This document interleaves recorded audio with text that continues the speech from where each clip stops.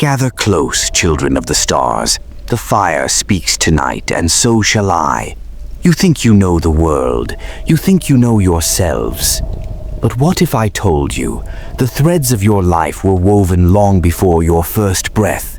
Let me tell you a story, a tale older than the mountains, whispered by the winds before man learned to tame fire. Once, in a village nestled between the shadows of two great peaks, there lived a weaver named Alar. Alar was no ordinary man. His hands moved with a grace that seemed unnatural. His loom birthed tapestries so intricate, so alive, that the villagers swore they could hear the threads sing. Alar believed he was the master of his craft. Each morning he would choose his colors, blues for the sky, reds for the dawn, golds for the dreams of children. He wove stories of love, of war, of triumph. "I am the creator," he would say, his chest swelling with pride.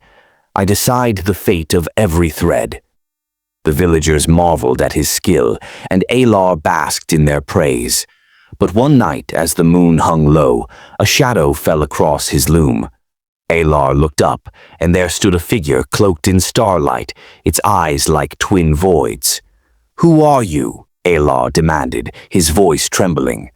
The figure did not speak. Instead, it reached out and touched the loom. In that moment, Alar saw everything. He saw that his hands had never been his own. Every thread he had chosen, every pattern he had woven, it had all been guided. The blues, the reds, the golds, they were not his choices. The loom had been moving to a rhythm he could not hear, a song he could not sing. The figure whispered, "You are but a thread in a tapestry far greater than your own." And then it was gone. Alar never wove again. He spent his days staring at the loom, haunted by a single question. If I am not the master of my craft, then who am I? You see, children, Alar's story is your story. You wake each morning believing you are the masters of your fate. You choose the path to the market, the words you speak to a friend, the dreams you chase under the stars. You say, "I am free. I decide." But what if? What if that freedom is a mirage? What if your choices were set in motion long before you drew breath? The ancients knew this truth, though they cloaked it in riddles. In the East, the sages spoke of karma, a wheel that turns beyond our sight, binding us to actions we cannot escape. In the West, the Greeks whispered of the fates, three sisters who spin, measure, and cut the thread of every life. Even the modern thinkers, those who trade in logic and steel, cannot escape this shadow. A man named Laplace, a seeker of the stars, once dreamed of a mind so vast it could know every particle, every motion, every breath. He called it a demon, not of fire, but of knowledge. Laplace said, "If this mind knew all that is, it could predict all that will be. Every step you take, every word you speak, already written in the mathematics of the cosmos." And then there was Turing, a man who spoke to machines as if they were gods. He saw the future in their circuits, a future where every decision could be reduced to a string of ones and zeros. If a machine can think, if a machine can know you better than you know yourself, then where is your freedom? But let us leave the realm of cold logic and return to the mists. The shamans of old, those who danced with spirits under a blood-red moon, knew a deeper truth. They said the world is a dream, and we are but shadows cast by a greater mind. The stars above, the earth below, they are not separate. They are one, a vast tapestry woven by hands we cannot see. And what of you, child of the stars? You sit here, listening to my words, feeling the fire's warmth on your skin. You think you chose to be here. You think you chose to listen. But what if you were always meant to be here? What if every step of your journey, every joy, every sorrow, every fleeting moment of triumph was written in the stars before the first dawn? The shaman spoke of a serpent, a creature of shadow and light, coiled at the heart of all things. They called it the weaver of fates. It does not judge, it does not love, it does not hate. It simply is. And in its coils all things are bound. Your laughter, your tears, your dreams, they are but threads in its endless design. So I ask you, as the fire burns low and the shadows grow long, if your freedom is an illusion, if your choices are not your own, then who are you? Are you the master of your fate, or merely a thread in a tapestry you cannot see? The serpent waits, child. It watches, and it knows. Come closer, seekers of truth, children of the endless night. The flames whisper secrets tonight, secrets woven into the very fabric of your being. You believe you walk your own path, that your choices are your own. But what if the stars have already sung your song? What if the fire has already seen your steps? Tonight I speak of revelations, not from the gods, but from the minds of men who peered into the hidden rivers of the soul. They sought to understand the spark that drives you, the unseen currents that guide your hand. And what they found, what they found will make you question the very nature of your will. Let us begin with a tale, a vision granted to those who looked into the mirror of the mind. In a faraway land, in halls of glass and steel, seekers of knowledge crafted a seeing stone, a device to gaze upon the inner workings of the self. They called it a scanner of the mind's flame. With it, they watched the thoughts of men as they chose their paths. In the year the stars marked as 2008, a wise man named Haynes, a seeker of hidden truths, gathered his followers in a place of learning. They asked a simple question: when a man chooses, who truly decides? They bade their subjects to press a button, left or right as their heart desired. Choose freely, they said, whenever the spirit moves you. But the seeing stone saw what the eye could not. The stone revealed a secret. The choice was made long before the man knew it. 7 beats of the heart, 7 eternal moments, before the man said, "I will press the left." The mind's flame had already flared. In a place called the frontopolar cortex, a spark of decision glowed, unseen, unheard, yet unyielding. The seekers could foretell the choice, as if reading the threads of fate itself. What does this mean, children of the stars? You stand in the marketplace, choosing between the bread of the earth and the fruit of the tree. You think, I decide. But what if your mind has already woven the thread? What if your choice was sung by the cosmos before you even drew breath? Let us weave this truth into a story you know, a moment from your own journey. Picture yourself at the dawn of a new day. You stand at a crossroads. One path leads through the forest, where the leaves whisper secrets. The other through the village, where the hearth fires call. You say to yourself, I will take the forest path today. I long for its quiet. You feel the weight of your choice, the power of your will. But what if the choice was never yours? Imagine a river flowing beneath the earth, its currents unseen yet unstoppable. Your mind is that river, children. The thoughts you call your own, the choices you claim, they are but ripples on the surface. The seeing stone of the seekers showed us this. The river moves before the ripple forms. Your choice to walk the forest path. It was written in the currents long before you stood at the crossroads. The seekers of knowledge, those who walk the path of logic, have their own names for this truth. A man named Liebet, in the time of your grandfathers, gazed into the mind's flame and saw that the spark of action comes before the thought of action. Another, named Wegener, whispered that the mind is a trickster, weaving stories to make you believe you are the master of your deeds. They speak in the tongue of science, but their words echo the songs of the ancients. The shamans of old knew this truth, though they spoke in riddles. They danced under the moon and said, "The self is a shadow, cast by a light we cannot see." The stars above, the earth below, they are one, a great dance of forces beyond our knowing. And you, child of the stars, are but a step in that dance. Let us return to the marketplace, to the bread and the fruit. You chose the bread, did you not? You felt the hunger, you weighed the cost, you reached out your hand. But what if the hunger was not yours? What if the hand was guided by a force you cannot name? The Seeing Stone tells us this. Your mind's flame burned for the bread before you knew you were hungry. So I ask you, as the flames grow dim and the shadows deepen, what is a choice if it is made before you know it? What is freedom if the river of your mind flows to a song you cannot hear?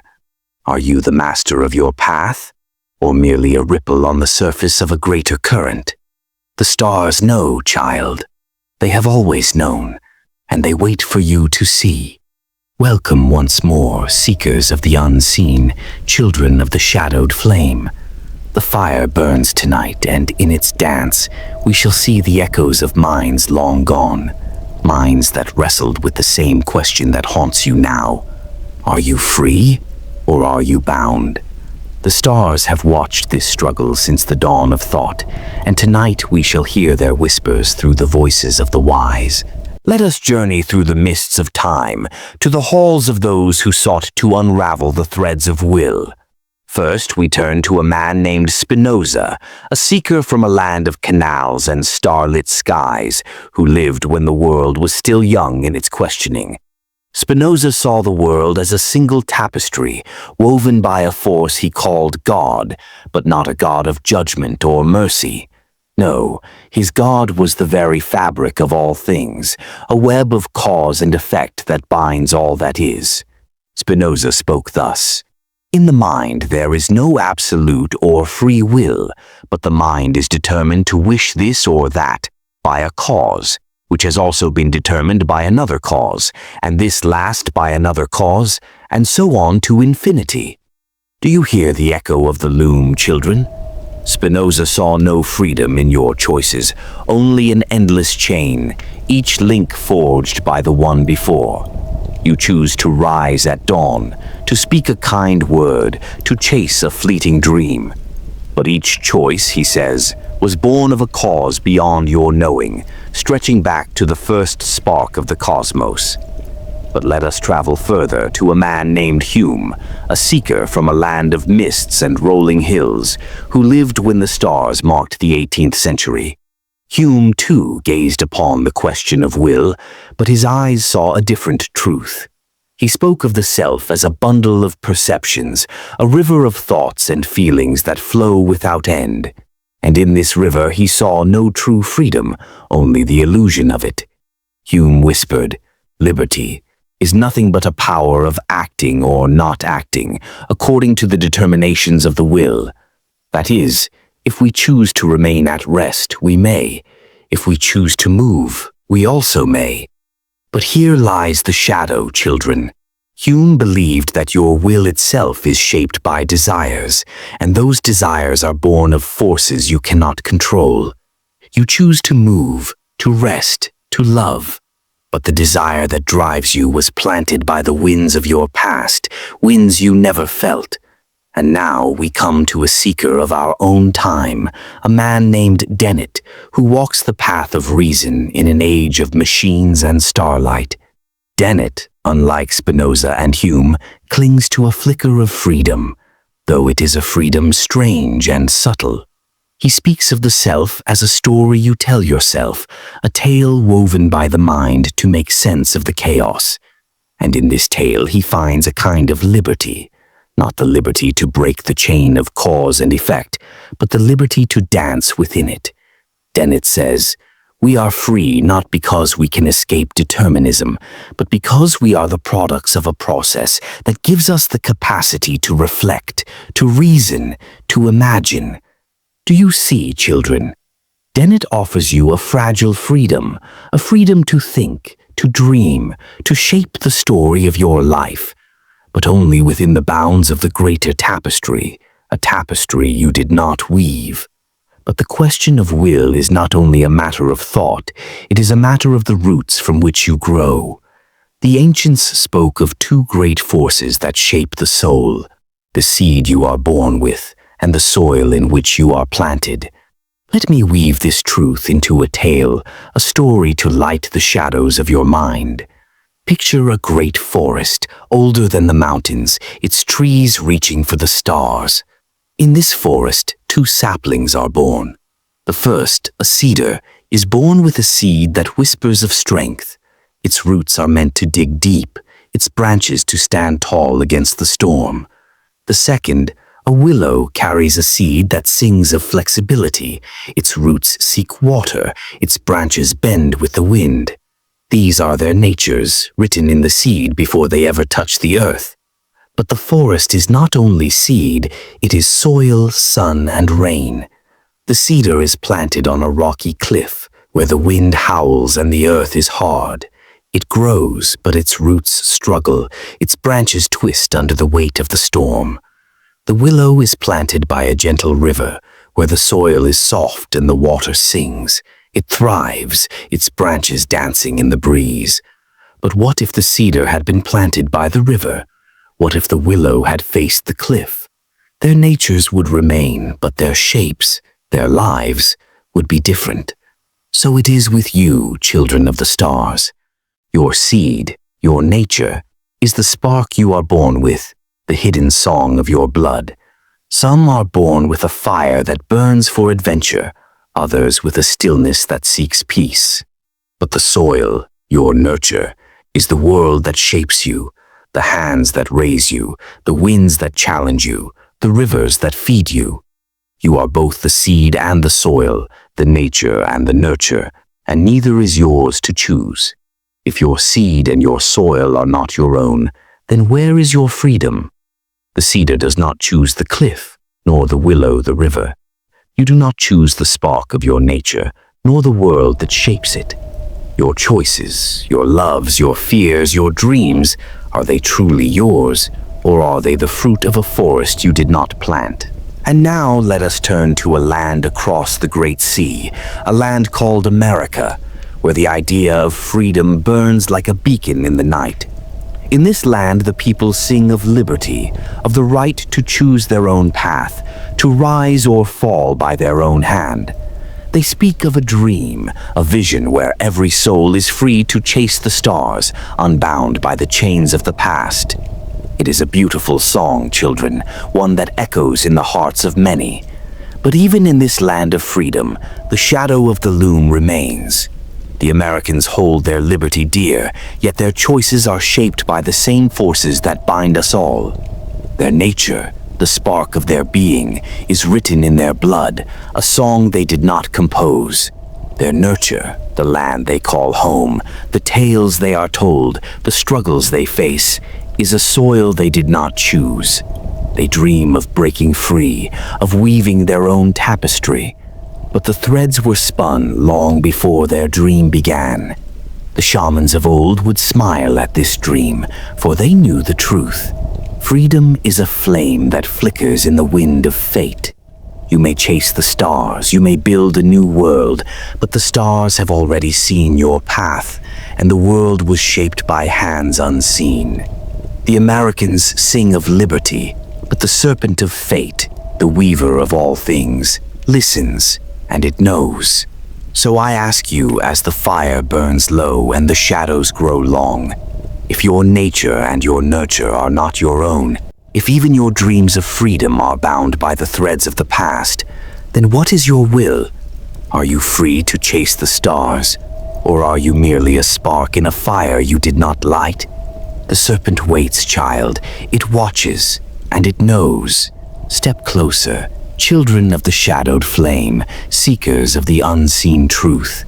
The fire burns low tonight, and in its embers we shall see the final threads of our tapestry, the consequences of a truth that has haunted us through the ages. If your will is not your own, if your choices are but ripples in a cosmic river, then what of your deeds? What of your guilt, your honor, your justice? The stars have watched this struggle since the first dawn, and tonight we shall face their judgment. Let us weave a vision, a tale to light the shadows of this question. Picture a great hall, not of stone like this chamber, but of polished wood and iron, a hall of judgment, a courtroom where the deeds of men are weighed. At the center stands a man, his hands bound, his eyes heavy with fear. He is accused of a great wrong. He has taken what was not his, a life, a light snuffed out before its time. The judges sit high, their faces like masks of stone, and the people watch, their whispers a storm of anger and sorrow.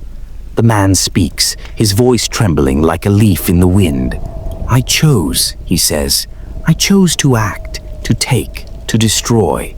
I am guilty, for the choice was mine. The judges nod, their gavels ready to fall, for in this hall, choice is the root of guilt. If you choose, you bear the weight of your deed, your responsibility, your morality, your punishment. But what if? What if the man's choice was never his own? What if the threads of his life were woven by hands unseen, long before he drew breath? We have seen the truth, children, the seekers of the mind's flame, the ones who peered into the hidden rivers of the self, tell us that our choices are not free. The river moves before the ripple forms, the spark of decision burns before the thought is born. If this man's deed was written in the stars, if his hand was guided by a song he could not hear, then where is his guilt? If he is but a thread in a tapestry he did not weave, then who bears the weight of his wrong? The ancients knew this shadow, though they cloaked it in riddles. They spoke of fate as a great serpent, coiled at the heart of all things, its scales shimmering with the choices of men. If the serpent sings your song, if it moves your hand, then can you be blamed for the note you play? The judges in the hall of judgment would falter, their gavels heavy with doubt. For if there is no free will, then responsibility becomes a mirage, and morality a flickering flame in the wind of fate. But let us not linger only in the mists of the past. The seekers of our time, those who walk the path of reason in an age of steel and starlight, have gazed upon this question with new eyes. They study the halls of judgment, the systems of justice, and they ask, if a man's will is not his own, then what is the purpose of his punishment? Should we bind him in chains, or should we seek to heal the river that shaped him? In the lands of the modern world, seekers of justice have turned their gaze to the roots of deeds. They speak of rehabilitation, a word that means to restore, to mend the broken thread. They have found that many who do wrong are shaped by forces beyond their knowing, by the soil in which they were planted, the storms they faced, the rivers that failed to feed them. A child born into shadow, raised in hunger and fear, may grow into a man who takes what is not his. Is this his choice, or the echo of a song sung by the world around him? The seekers have seen this truth in their studies. In a land called Norway, where the fjords whisper secrets to the sea, the halls of judgment are not halls of vengeance, but halls of healing. They take the man who has done wrong and seek to mend his roots, to give him new soil, new water, new light. They have found that this path leads to fewer broken threads, fewer lives taken, fewer sorrows borne. In other lands, like the one called America, the judges still cling to punishment, believing that the man's choice was his own. But even there, voices rise, whispering of a new way, a way that sees the serpent's song in every deed. Let us return to the courtroom, to the man with bound hands. The judges look upon him, their eyes searching for truth. If his will is not his own, if his deed was sung by the stars, then what is justice? Is it to punish the thread for the tapestry it did not weave? Or is it to mend the tapestry itself, to heal the soil, to calm the storm, to sing a new song? The flames of morality flicker in this shadow, children. If there is no free will, then morality is not a law written in stone, but a dance of shadows cast by a light we cannot see. The shamans of old would smile at this struggle, for they knew the serpent's truth. They danced under the blood-red moon and said, "The self is a dream, and the dream is a thread in a greater weave. If your deeds are not your own, then your guilt, your honor, your justice, they are but echoes of a song you did not sing. The man in the courtroom, the judges, the people, they are all threads, bound by the serpent's coils, dancing to a rhythm they cannot hear. So I ask you, as the fire burns to ash and the shadows claim the light, if your will is not your own, if your deeds are but threads in a tapestry you did not weave, then what is your responsibility? What is your morality? Are you the judge of your own soul, or merely a dancer in a dream you did not dream? The serpent waits, child. It watches, and it knows. Gather near, children of the eternal flame, seekers of the hidden truth. The fire burns low, its embers glowing like the last stars of dawn. We have journeyed far together, through the mists of story, the revelations of the mind, the echoes of the wise, and the shadows of justice. We have faced the serpent of fate, the weaver of all things, and we have seen the truth. Your will is not your own. Your choices, your deeds, your dreams, they are threads in a tapestry woven by hands unseen, a song sung by the stars before the first light. I see the weight in your eyes, the questions that linger like smoke in the air. If my will is not my own, if I am but a thread in the cosmic loom, then what am I? Where is my place in this vast design? Fear not, children, for tonight I bring you not a burden, but a gift, a wisdom that liberates, a truth that sets you free. The illusion of free will is not a chain to bind you. It is a key to unlock the door of your inner peace. Let us weave one final tale, a vision to light the path ahead. Picture a bird, small and delicate, its wings the color of twilight. This bird lives in a great forest where the trees stretch toward the heavens, their branches a maze of shadow and light. The bird believes it is free. It chooses to soar high, to dive low, to sing its song at dawn. It feels the wind beneath its wings and says, "I am the master of my flight. I choose my path." But the forest knows a deeper truth. The wind that lifts the bird, the branches that guide its path, the dawn that calls its song, they are all part of a greater dance, a rhythm the bird cannot hear. The bird's flight, its song, its every choice, they are shaped by the forest, by the wind, by the stars above. The bird is not free in the way it believes, but does that make its flight less beautiful? Does that silence its song? No, children. The bird still soars, its wings catching the light of the sun. Its song still echoes through the forest, a melody of joy and life. The bird does not need to be the master of the wind to feel the wind's embrace. It does not need to weave the forest to find its place among the trees. And so it is with you. The illusion of free will has been your burden, your belief that you must control the tapestry, that you must sing the song. But what if you let go of that burden? What if you embraced the dance? To see the illusion of free will is to find a deeper freedom, a freedom not of choice but of being. You are a thread in the tapestry, yes, but you are a thread that shines, a thread that matters. The cosmic loom weaves through you, and in its weaving you are alive. You laugh, you love, you dream. You do not need to be the weaver to be part of the beauty.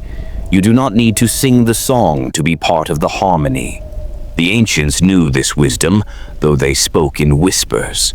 They danced under the stars and said, "The self is a river flowing to the sea. Do not fight the current, become the flow." When you release the need to control, when you accept that your choices are part of a greater design, you find peace. The weight of guilt, the fear of failure, the burden of choice, they fall away like leaves in the autumn wind. You are free to simply be, to feel the sun on your face, to hear the laughter of a child, to dream beneath the stars. This is the gift of the illusion, children. It is not a truth to fear, but a truth to embrace. You are not the master of your fate, but you are a star in the cosmic dance, a note in the eternal song. The serpent of fate, the weaver of all things. It does not bind you with chains, but with threads of light, threads of love, threads of wonder. You are part of something vast, something beautiful, something eternal. And in that there is a freedom greater than any choice you could ever make. Let us look to the stars one final time, to the tapestry that stretches across the night. Each star, each thread, shines with a light that has traveled through eons to reach your eyes. You did not choose the stars, nor the light, nor the night, but you are here beneath them, feeling their glow. Your life is like that light, a journey you did not begin, a path you do not control, but a beauty you can feel, a wonder you can hold. So I leave you with this, children of the eternal flame. Release the illusion and find the freedom within. Dance with the serpent, flow with the river, sing with the stars. You are not the weaver, but you are the thread, and the thread is enough. What will you do with this truth? Will you fight the current, or will you become the flow? Will you chase the illusion, or will you embrace the dance? The fire dies now, but its embers will live in your heart. Take this wisdom, reflect upon it, let it guide you to the peace within. And if the stars call you back, if you wish to journey deeper into the mysteries of the self, then join us again, subscribe to this path, and we shall walk together beneath the eternal sky. The serpent smiles, child, it knows. And now, so do you.